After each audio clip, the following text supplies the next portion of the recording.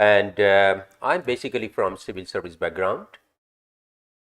I had also taught as an assistant professor prior to my civil service stint. I had also been an NTSC scholar, and presently I'm a working faculty with Unacademy, which, as you all know, is the most happening place today in the world of quality online education. And today I'm going to talk about a very, very special topic concerned with our democratic process, and that is the code of conduct, which is to be observed by all the contesting candidates and all the political parties who are in the fray at the time of elections. And we are going to talk about now various dimensions concerned with the model code of conduct. Now, the election process, as you all know, is a very complex process, and it is the very foundation of our democratic functioning. We are a democratic form of government, and we are a federal polity.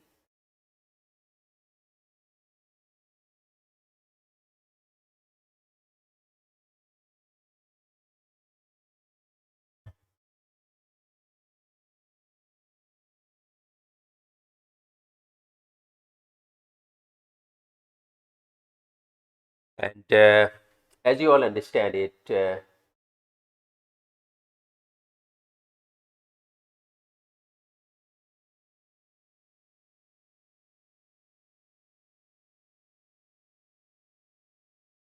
that we are a democratic form of polity. And today, therefore, I'm going to put in place various dimensions of the model code of conduct and how model code of conduct is so very important for a free and fair conduction of elections in our country. So let us get started and get going. Let us start with the election process, first of all. And certainly this topic is very helpful to all the students who are appearing for civil service exam, and also all the candidates who are intending to appear for other exams as well, because this is generally speaking common theme for most of the exams and one of the very important topics of Indian polity. So let us start with the election process. The idea of election process is necessary before we understand the model code of conduct, which is evolved by the election commission with the help of political parties. They consult the political parties, and then gradually now this model code of conduct has been evolved by the election commission, and it touches upon almost all the dimensions of the election process. So before we actually go into the details of the model code of conduct, it is necessary to understand the election process first. And as you know that the model code of conduct also comes into play at the moment schedule for elections is announced by the election commission, and it continues till the election process is over. So what is first of all the time of elections? Now, the elections for the Lok Sabha and every state legislative assembly have to take place every 5 years, constitutionally, unless of course it is called earlier. So unless there is a midterm poll or a by-election, but generally speaking, like in a span of 5 years, quinquennially, we are conducting elections. And the president can dissolve Lok Sabha and call for a general election before 5 years term is up. Of course, that possibility is there. If the government can no longer command the confidence of the Lok Sabha, and if there is no alternative government available to take over. We all know that, that possibility is there, that in case if the government loses confidence of the legislature, particularly of the Lok Sabha, it cannot stay in power at the center, and it has to go. And in that case, the president would explore the possibility of forming another government. And if that is also not possible, obviously it would go for fresh elections. So in a nutshell, we are conducting elections under the aegis of election commission every 5 years. And when we talk of the schedule of elections, when 5-year limit is up or the legislature has been dissolved and new elections have been called, election commission puts into effect the machinery for holding an election. And the constitution states that there can be no longer than 6 months between the last session of the dissolved Lok Sabha and the recalling of the new house. So elections have to be conducted in the intervening period of 6 months after dissolution of the last Lok Sabha and before the calling of the new Lok Sabha. 6 months intervening time period is constitutionally permitted, and therefore elections have to be conducted within that time period. And the commission normally announces the schedule of elections in a major press conference a few weeks prior to the formal process is set in motion. And the model code of conduct, about which I'm going to talk about today, for guidance of candidates and political parties, that comes immediately into effect after such announcement. So this is important to understand, that model code of conduct comes immediately. Now the question sometimes is asked, when does the model code of conduct come into existence or come into operation for the election process? And the answer to that is that immediately after announcement of the election schedule is made by the election commission, it comes into play. And all the candidates and political parties are supposed to follow that. However, the formal process for election starts with the notification or notifications calling upon the electorate to elect members of a house. So first there will be notification. As soon as the notifications are issued, candidates can start filing their nominations in the constituencies from where they wish to contest. So there will be issuance of notification first, and then they can start filing for their nominations. And these are scrutinized by the returning officer of the constituency concerned after the last date for the same is over about a week, after about a week, right? In other words, like scrutiny takes place after filing of nominations, obviously, and it is seen whether these are valid or not valid. Those which are not valid, they are rejected summarily, and contesting candidates get at least 2 weeks for political campaign before the actual date of poll. So at least 2 weeks they get before actual date of poll for campaigning, which is canvassing and campaigning time is there. And it is during this time that the code of conduct becomes enormously important. And we know that in our country, a lot of malpractices take place despite all the due care being exercised by the election commission, and despite all the due care being exercised at times even by the political parties. But the political parties themselves violate the code of conduct. Candidates violate the code of conduct, and we know n number of election petitions have been filed with the high courts, and all kinds of violations are there. We know that bribing is done, and voter enticement is done in a variety of ways, by distribution of liquor, by distribution of blankets, and by distribution of money. Voters are wooed and enticed in a variety of ways, and a lot of illegal practices happen.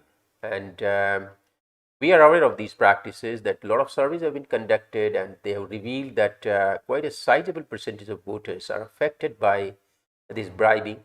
And some surveys even indicate that as close to 50 to 60% voters, they are influenced by these malpractices, and therefore the code of conduct becomes very, very important. Unless there is a code of conduct in operation, this disciplining of the electioneering process and the whole process of elections, conducting the elections, is not possible. So that is the underlying theme of the code of conduct. So on account of the vast magnitude of operations, and the massive size of electorate, polling is held on a number of days. We know that the polling schedule is staggered, because it is not possible, looking at the vast majority, looking at the vast numbers of electorates, it is not possible to hold it on the same day. So it will be staggered. for national elections, and a separate date for counting is fixed, and the results declared for each constituency by the concerned returning officer. And the commission compiles and completes the complete list of members elected and issues an appropriate notification for the due constitution of the House.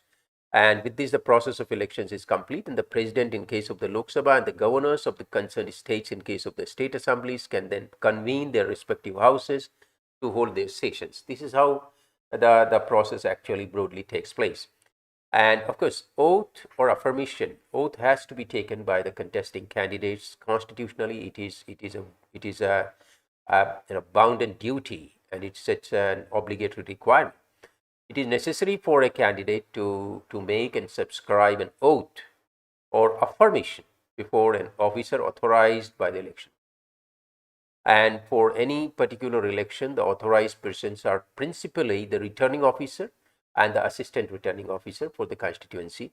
And in the case of a candidate confined in prison, for example, a candidate in prison, because we know if a person is convicted for more than 2 years, he is not entitled to contest elections in India now, after the Supreme Court has given that verdict. But if it is conviction is less than 2 years, then he is still entitled to contest. And in prison, then under the preventive detention. Under preventive detention, prisoners they are even entitled to vote through postal ballot. But of course, prisoners in general are not entitled to vote.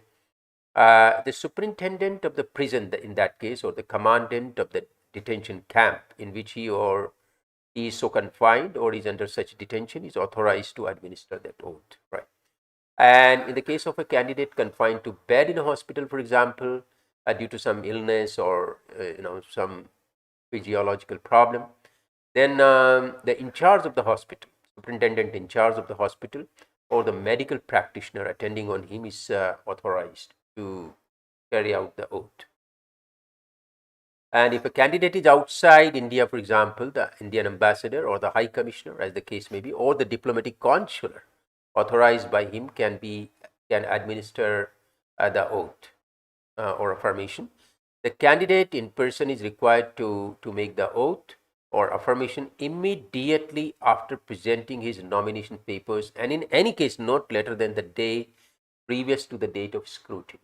Means prior to scrutiny, he is supposed to make the oath.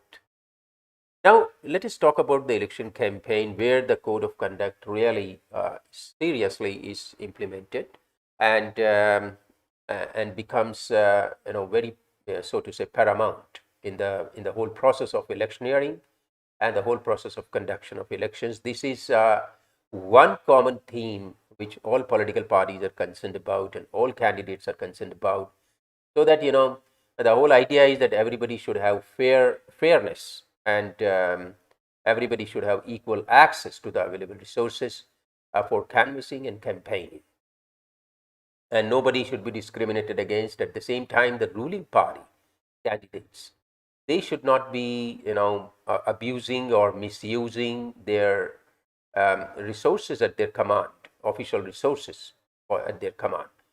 So in order to provide a level playing field, code of conduct plays a very pivotal role there. And of course, otherwise it is not possible.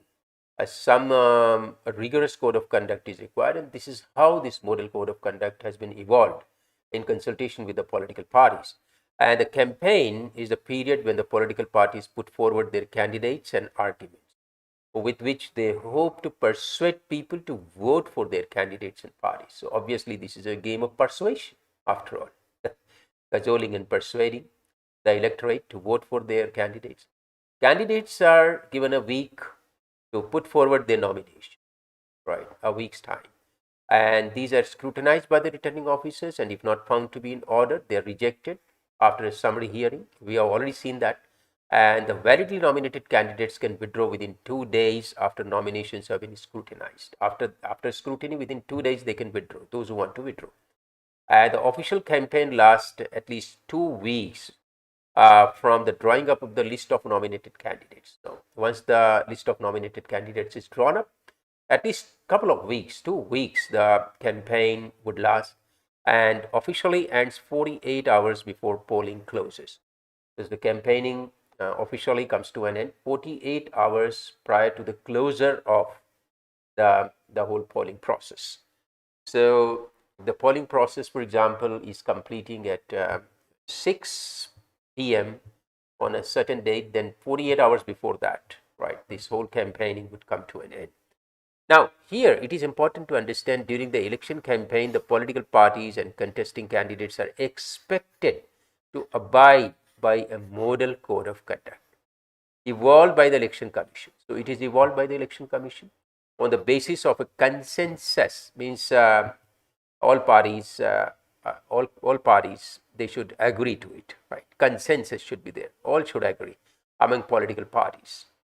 So, contesting parties should agree. They should evolve a consensus, and based on the consensus, this model code of conduct is evolved. And the model code of conduct lays down broad guidelines. Basically, it is broad guidelines as to how the political parties and candidates should conduct themselves during the election campaign. So the crux of the matter is that they should be provided with an environment of fairness, equity, and equal access to available resources, right, for campaigning. And also, like there are so many dimensions to it, not merely concerned with the political parties, but concerned with malpractices, which are at times undertaken by the contesting candidates. So it has a lot of dimensions, and I will briefly discuss all the dimensions. I will also take up the model code of conduct, which is per se evolved by the Election Commission, and it is intended to maintain the election campaign on healthy lines, basically avoid clashes. Otherwise, we have seen at times that the supporters of political parties are clashing on the streets against the other party. They are clashing, and it results in gory scenes. We know that these election violence during elections is a common theme, particularly in some of the states, like we have seen recently in West Bengal. And the conflicts between political parties or their supporters, and to ensure peace and order during the campaign period and thereafter until the results are declared. So eventually it is to ensure that there is peace and order. So in order to carry out the elections in peaceful and orderly manner, applicability of the model code of conduct becomes very comprehensive and multi-pronged, that we will see how it is. And the model code also prescribes guidelines for the ruling party, either at the center or in the state, to ensure that a level playing field is maintained and that no cause is given for any complaint that the ruling party has used its official position for the purposes of its election campaign. Now, this is very necessary to ensure that the ruling party does not indulge in abuse of official resources or abuse of official power to tilt the inclination of voters in their favor, right? In other words, fairness has to be achieved, and to achieve that fairness, to achieve that equity and fairness in the case of elections, model code of conduct plays a very, very important role. Once an election has been called, parties issue manifestos detailing the programs they wish to implement if elected to government, the strengths of their leaders and the failures of the opposition parties, the opposing parties and their leaders. Slogans are used to popularize and identify parties and issues, and pamphlets and posters are distributed to electorate. Rallies and meetings are held where the candidates try to persuade, cajole and enthuse the support. So they try to utilize every possible trick in their hat to persuade them, to cajole or to enthuse the voters, and even they don't shun from denigrating the opponents. Of course, that is the whole game of elections, that it is basically trying to project the good points of one's own candidates and political party, and also trying to project the failures of the other parties, right, and the candidates. They are held throughout the constituencies, and personal appeals and promises of reform are made, with candidates traveling length and breadth of the constituency to try to influence as many potential supporters as possible. Now, before I actually take up the model code of conduct, now this is important for us to, all the candidates who are intending to seriously prepare for the civil service exam now and the state civil services exams also. Now, this is an offer which is valid till 19th of January. What is this offer? This offer is 18 months combo pack is available to you. It's a hefty discount. From nearly 79,000, it comes down to nearly 64, little less than 64,000, right? So the massive discount is admissible just for a matter of few more days. And for this, of course, you will have to use my referral code VN10. VN10. This is my referral code. You use this referral code and you become entitled for this hefty discount, which is applicable now for 18 months combo packages there for your preparations. And it's an introductory price, valid only till 19th of January. So you get to have, books also in this, free books, additional benefits are there, batches starting on 19th of January, and you get to have free test series as well. So best quality material, of course, at your disposal, and access to mentors and free books. A set of books would be given for free, and test series, that's for free. And all the batches now we are starting soon enough on 19th of January. New batches are starting, and you can have access. For example, you get to have access with very experienced mentors. Now, I have had nearly 25 years of experience in civil service mentoring and coaching. Many of my students are now joint secretaries, and many of my students are directors, and they are in IAS, IPS, IRS, a whole lot of civil services, and also in state civil services. So what I'm saying is that this is high time for you to decide and join Unacademy.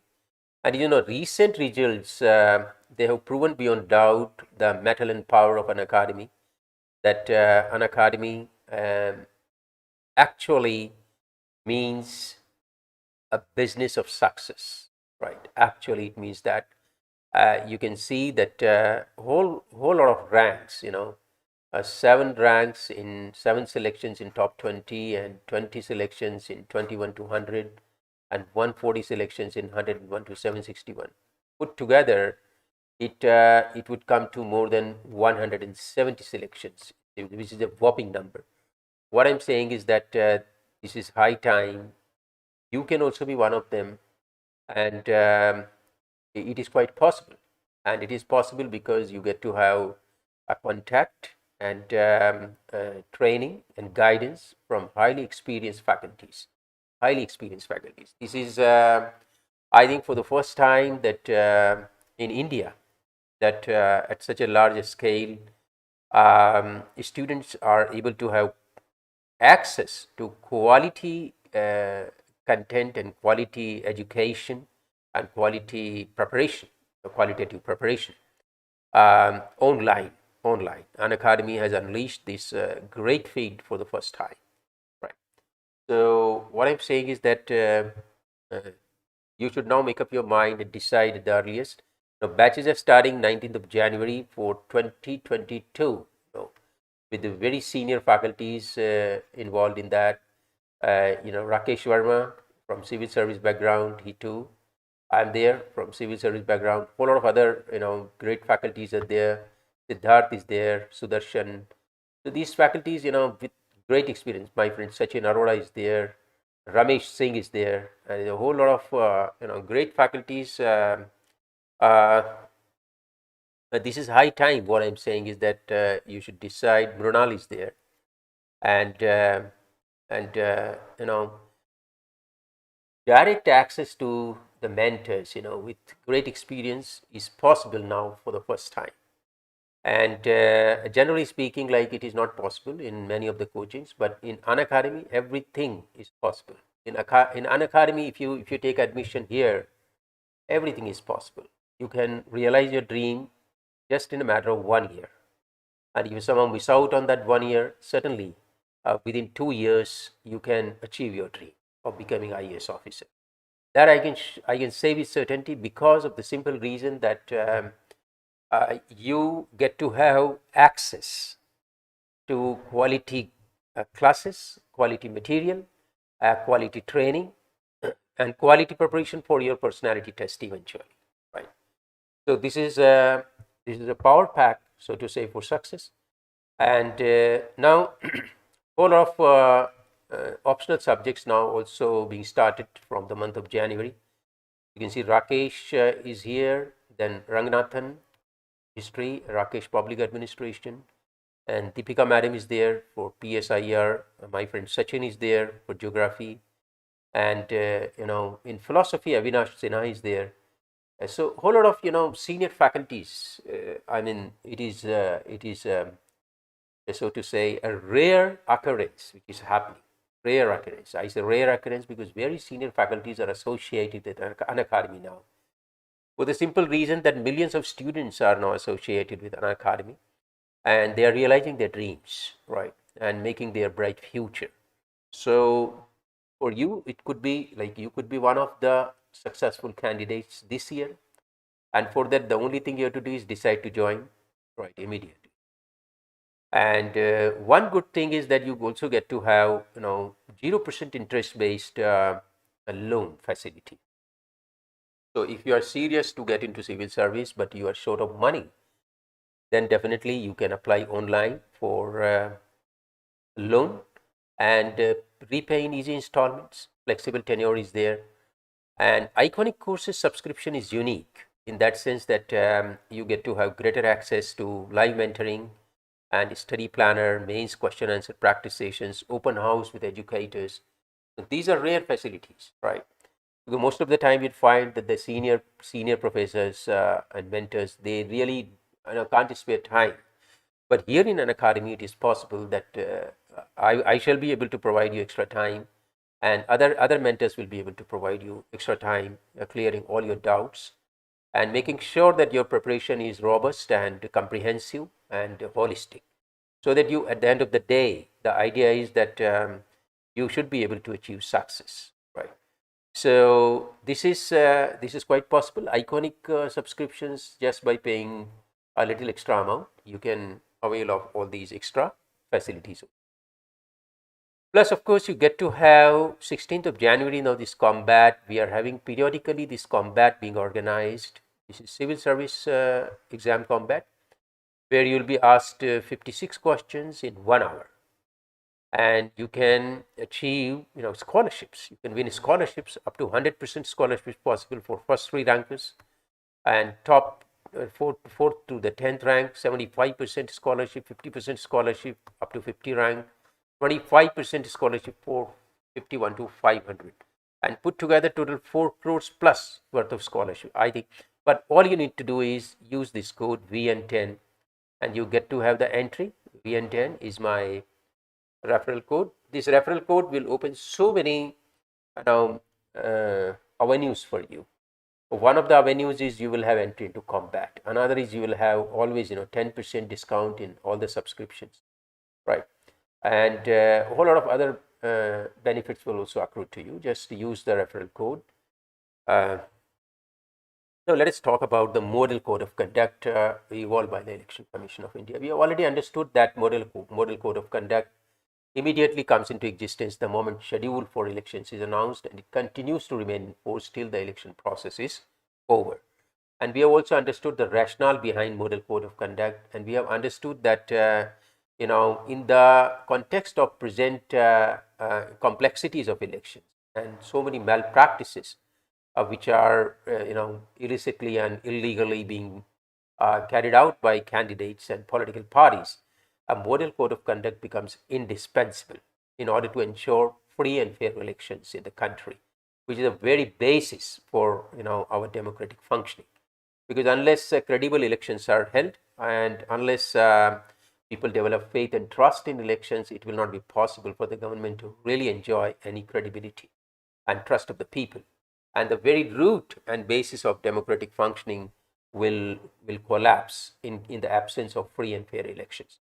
So model code of conduct, therefore, is one theme which you need to understand. If you understand this, you understand all dimensions of the election process.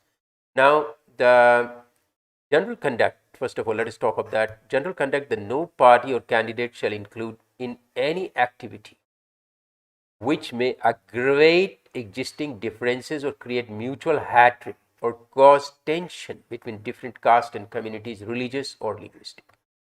So, no party or candidate shall indulge in any such activities, right? Shall indulge in any activity which may aggravate, the existing difference or create mutual hatred. So there is no room for inciting hatred. There is no room for uh, creating a gulf, a wide gulf between different communities, castes, on religious or linguistic basis. So this is general conduct about the model code of conduct, and criticism of other political parties, when made, shall be confined to their policies and programs only, past record and work only, right? Parties and candidates shall refrain from criticism of all aspects of private life. They can't attack the private life, or they cannot criticize or comment upon the private life of candidates not connected with the public activities of the leaders or workers of other parties. Right? So this is hitting below the belt. The person is in public life, but he has some privacy, his right to privacy. And there, of course, the private life should not be criticized. The private life should not be commented upon. And criticism of other parties or their workers based on unverified allegations or distortion shall be avoided. Then there shall be no appeal to caste or communal feelings. We have seen at times, in Bengal elections recently, in West Bengal elections, we have seen that how openly politicians, particularly the ruling party in the state, Trinamool Congress, how openly they were, appealing to the religious sentiments of people, and we know all those things which happened in West Bengal, right? So, moral code of conduct, it's a clear-cut violation of the moral code of conduct, that it clearly says that there shall be no appeal to caste or communal feelings for securing votes. Mosques, churches, temples, or other places of worship shall not be used as forum for election propaganda. And all parties and candidates shall avoid scrupulously all activities which are corrupt practices. Corrupt practices are completely to be avoided by the candidates, and offenses under the election law, such as bribing of voters, intimidation of voters, and impersonation of voters. Like, impersonation means that somebody else is going in your place to vote for you, right? Canvassing within 100 meters of polling station, or holding public meetings during the period of 48 hours ending with the hour fixed for close of the poll, and the transport and conveyance of voters to and from polling stations. You know that these are all illegal methods to entice voters. And we know that in India, most of the voters are uneducated, and many of them even illiterate, and they are so gullible that they can easily be wooed by, many parties are bribing, and we know that surveys have been conducted, and this shocking truth has been revealed that quite a sizable percentage of voters, they are bribed, paid money, and I think there cannot be um, a more intense denigration of democracy than bribing the voters, and that actually attacks and eats into the very fabric of our democratic society, right? So what I'm saying is that these are certain restrictions, and we know that intimidation of voters so frequently being practiced by people with criminal records, and impersonation at times being practiced, and bribing of voters, and canvassing within 100 meters of polling stations, holding public meetings during the period of 48 hours. Nobody is allowed to hold public meetings during that period of 48 hours, or do any canvassing during that time, right? And ending with the hour fixed for the close of the poll. So, and even providing transport and conveyance, that many candidates, they provide transport. It just and many people, become so happy with that. They just say that, yes, we have been given transport, just go and vote for that candidate who has provided this transport. How, innocent at times the electorates are.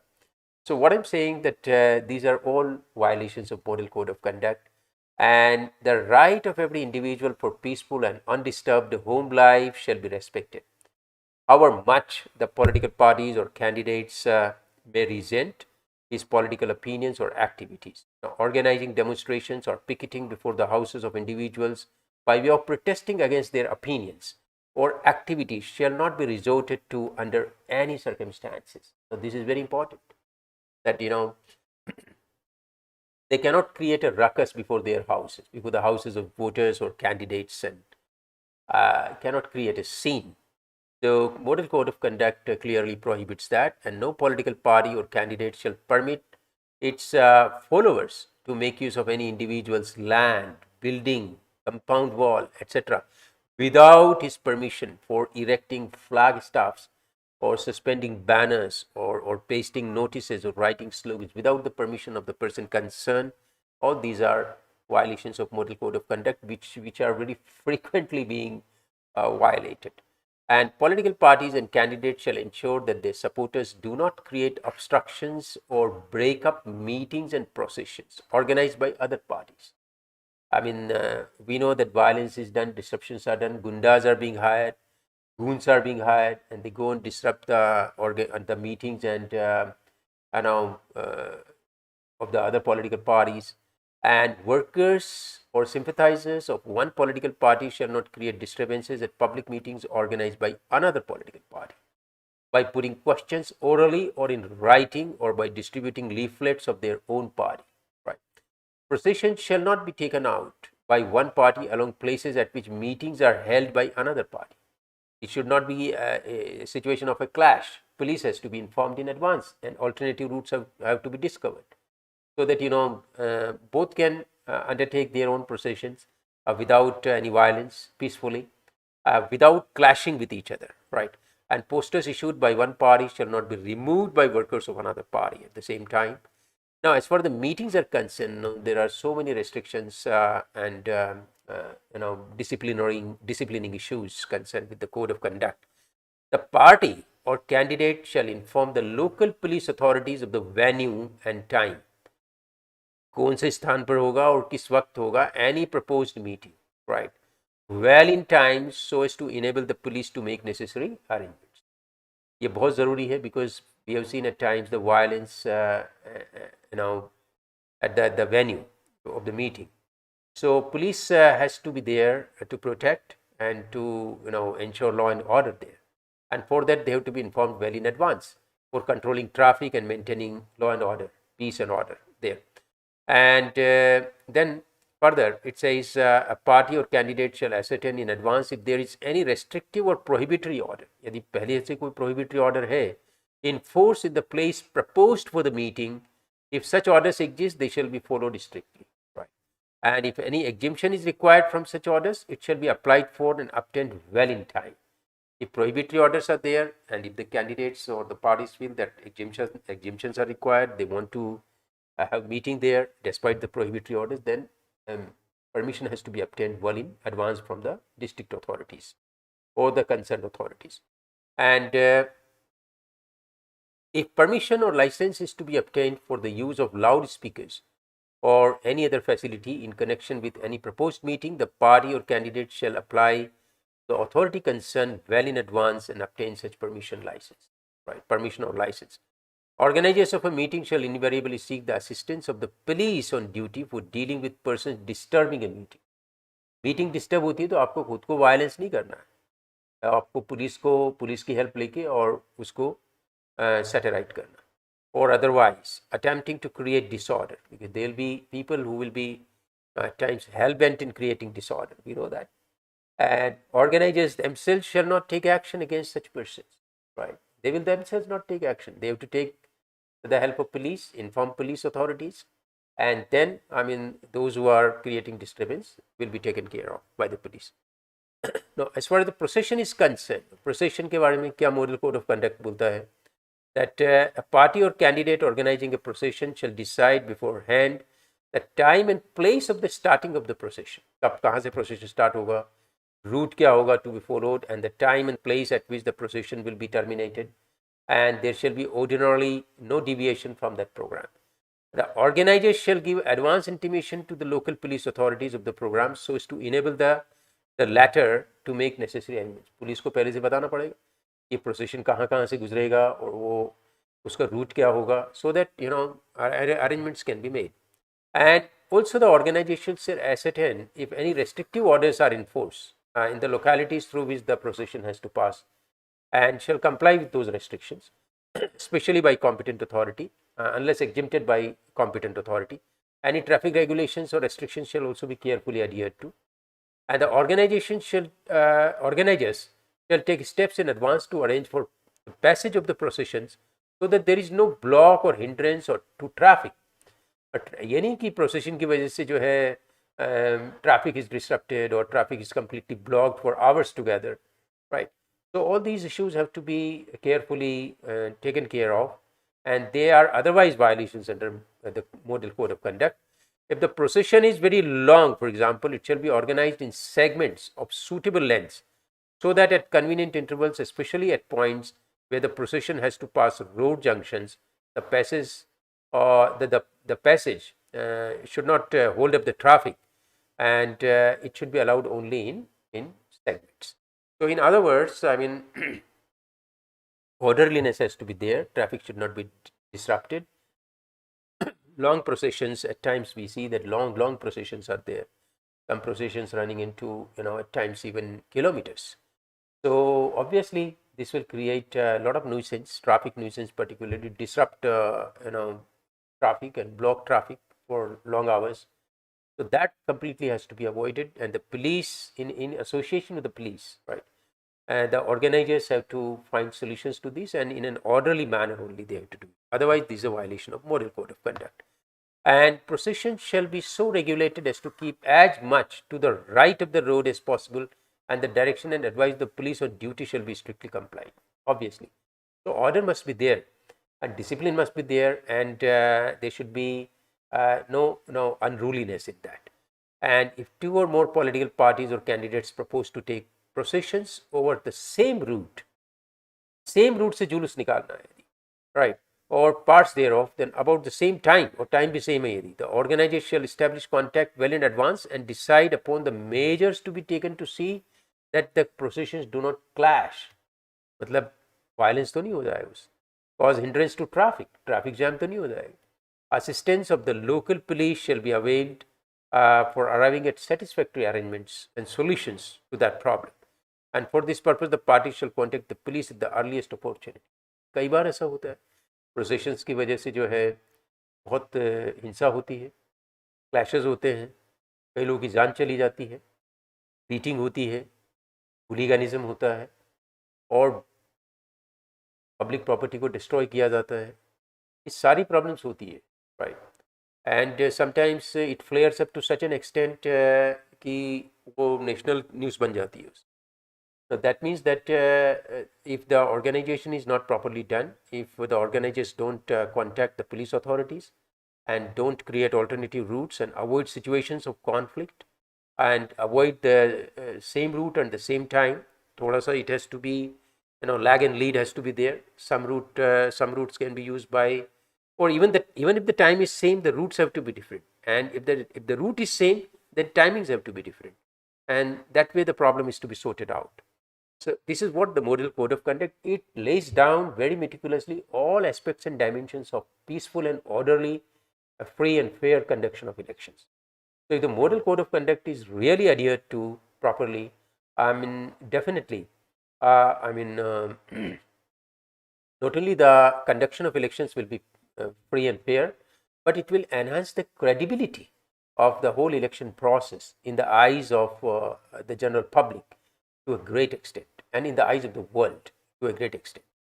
So the political parties or candidates shall exercise control to the maximum extent possible in the matter of processionists carrying articles which may put to misuse by undesirable elements, especially in moments of excitement.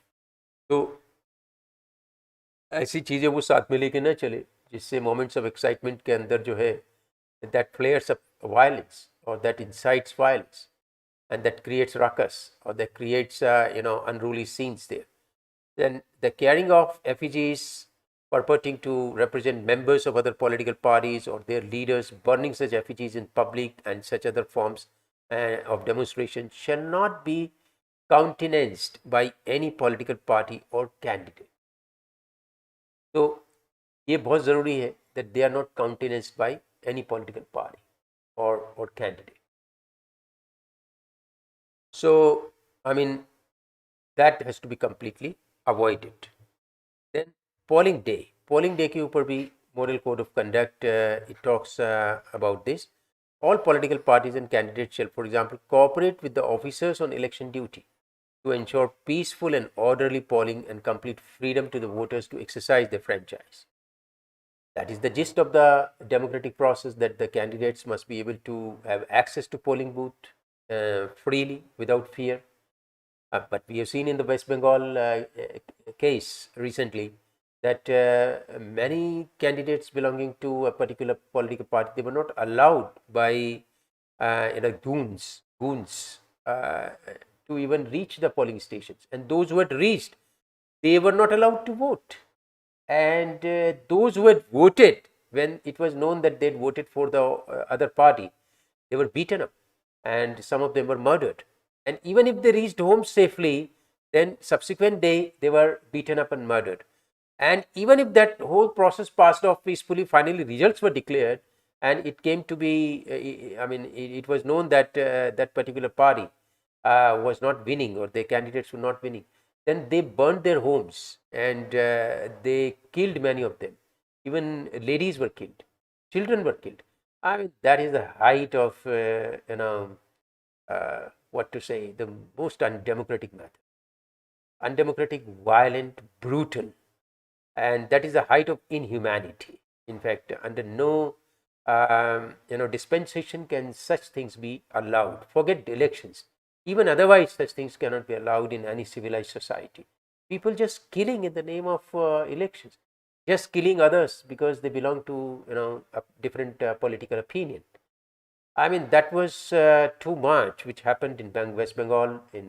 We have seen that, and many CBI inquiries are going on, and but still, I mean, so-called political leaders, I mean, what kind of leaders they are, one can make out. They still indulge in these things. In order to win elections, they go to any extent, any inhuman extent. This is very bad, and it is putting India in a very poor light in the eyes of the world. So what I'm saying, the credibility of our democratic process, that is thoroughly undermined by such violent and inhuman activity, brutal activities, terrorist activity, and such undemocratic activity. So model code of conduct is one check on these things, but at times, the model code of conduct is there in force, but these people, I mean, don't listen to anything or anybody for that matter. So that is the real worrisome thing. But still, model code of conduct largely is able to control in those places, at least, where people don't want to violate every possible law of the land, right? Where people are largely disciplined, orderly, people want to follow, and they want that there should be a model code of conduct. We know that free and fair elections are being conducted largely in major parts of the country. But some areas in the country, they are prone to such violence and they have a history of violence. There, even model code of conduct is completely failing, right? And election commission is also completely failing in ensuring that. But of course, election commission is doing its level best, and to the extent possible, things are going well, right? To the extent possible, things are going well, but still a lot of aberrations are taking place. But it does not mean that the model code of conduct is not effective even in those areas, even in those states where these scenes of violence are taking place. Model code of conduct largely in so many areas is successfully implemented, and it ensures free and fair elections, orderly elections, peaceful elections, and democratic elections. Now, supply to their authorized workers suitable badges or identity cards, or agree that the identity slips supplied by them to voters shall be on plain paper and shall not contain any symbol, name of candidate, or the name of the party. Right. On the polling day, this is all these, specific instructions are there under the Model Code of Conduct. And refrain from serving or distributing liquor on polling day during the 48 hours preceding. I mean, what a thing. They distribute liquor, and when the voter drinks that liquor, intoxicated, he goes and votes for that particular candidate. Many people are doing that. It is very unfortunate, but this is happening. And this is highly undemocratic. But Model Code of Conduct completely prohibits that. That it says that 48 hours prior to the close of the election, or close of the polling, candidates are supposed to refrain from distributing liquor. Right. And it does not allow unnecessary crowd to be collected. Unnecessary crowd to be collected. No crowding unnecessarily near the camp set up by the political parties and candidates near the polling booths, so as to avoid confrontation and tension among workers and sympathizers of the parties and candidates. Right. Because everybody wants to grab power. Political parties are there in the fray to grab power. How many political parties are seriously thinking to serve the country? Of course, now presently things are improving, and the present day government is doing a marvelous job. We know that, things are improving on all fronts, but still they want to grab power, and they are willing to go down to any level to do that. And what is the check there? The check is the Model Code of Conduct. Ensure that the candidates' camps shall be simple, and they shall not display any posters, flags, symbols, or any other propaganda material. No eatable shall be served or to the crowd, or crowd allowed at the camp. So what I'm saying is that these enticements and close to the polling station, polling booth, they are completely prohibited. And cooperate with the authorities in complying with the restrictions to be imposed on flying of the vehicles on polling day, and obtain permits for them. Right. So there is, in other words, for every possible activity on the polling day, there is some rule or the other under the Code of Conduct. The polling booth, if you talk of that, except the voters, no one without a valid pass from Election Commission shall enter the polling booths. Right. We find at times that illegal elements enter the polling booth and they capture the booth, and they create ruckus, and they do a lot of illegal things. They intimidate voters there openly at times. Now, all these activities are totally banned and prohibited under the Model Code of Conduct. Observers, as far as observers are concerned, Election Commission is appointing observers, and if the candidates of their agent or their agents have any specific complaints or problems regarding the conduct of elections, they may bring the same to the notice of the observers. Right. Now, as far as the party's power is concerned, the party in power, whether in the center or in the state, are concerned, shall ensure that no cause is given for any complaint that is it has used its official position for the purpose of election campaign, and in particular, that means now the restrictions are very meticulous about that. In particular, the ministers shall not combine their official visit with electioneering, right? Electioneering work, and shall not also make use of the official machinery or personnel during the electioneering work. I mean, the official machinery will not be used for that purpose. Official people should not be used for that purpose, and they will not combine the official visit with electioneering work. Right. These will be completely kept separate. And government transport, including official aircrafts, vehicles, machinery, and personnel, shall not be used for furtherance of the interest of the party in power. So the resources at command, they will not be misused to further the interest of the party in power. Public places such as Maidans, etc., for holding election meetings, and use of helipads and air flights in connection with the election shall not be monopolized by the ruling party itself. Other parties and candidates shall be allowed to use such places and facilities on the same terms and conditions on which they are used by the party in power. So, these restrictions will ensure that that there is a level playing field and there is no unnecessary misuse, right? No misuse of official machinery and official resources to sway the voter in favor of the incumbent political party. Then rest houses and dark bungalows, not dark bungalows, dark bungalows, rest houses or dark bungalows or other government accommodation. Now, they shall not be monopolized by the party in power or its candidates, and such accommodation shall be allowed to be used by other parties and candidates in a fair manner. But no party or candidate shall use or allowed to be used such accommodation, only for their benefit. So there will be no monopolization of that, in other words, and issue of advertisements at cost of public exchequer in the newspapers and other media, and the misuse of official mass media during the election period for partisan coverage of political news and publicity. This is now the most blatantly and flagrantly abused thing, that they at times put up their advertisements during that time of the elections. They are completely prohibited from doing that, and at times use the official resources, I mean official money, for that purpose. Is totally prohibited under the model code of conduct, and with a view to furthering the prospects of their party in power. So this is completely unscrupulous activity which should be totally avoided.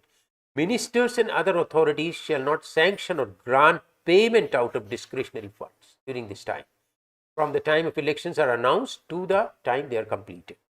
And from the time elections are announced by commission, ministers and other authorities shall not announce any financial grants in any form or promises of the financial grants to electorate, except civil servants lay foundation stones, etc., of projects or schemes of any kind during that time, make any promise of construction of roads or provision for drinking water facilities, etc., to lure voters. So all these activities are prohibited now, right from the time where the elections are announced to the time their polling is completed. And make any ad hoc appointments in government or public undertakings, they are prohibited from doing that too.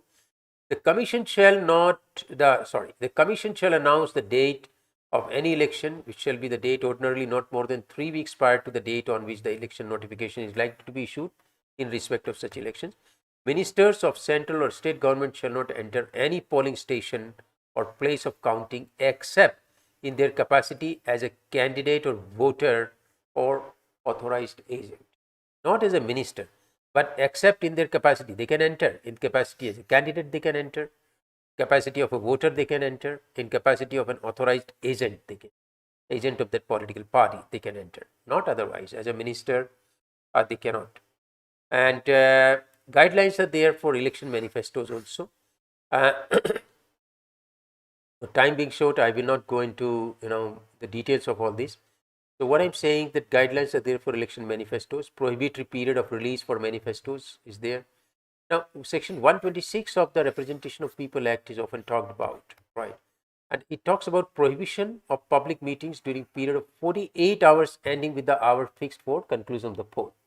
So during last 2 days, terminating with the closing of the polling, right? No person shall convene, hold, attend, join, address any public meeting or procession in connection with an election.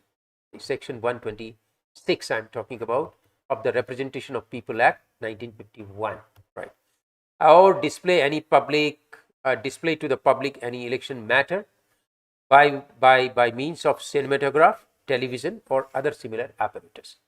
I mean, no television advertisements during that time, and no cinematograph that time, no public meetings that time. I'm talking of section 126, and here 48 hours. So all campaigning will come to an end, and during that 48 hours, ending with the end of the poll, right? All these things are prohibited. And propagate any election matter to the public by holding or arranging any musical concert or theatrical performance, etc., or any person contravenes the provisions of this subsection 1 of this 126 section, it's punishable with imprisonment extending up to 2 years and fine, right?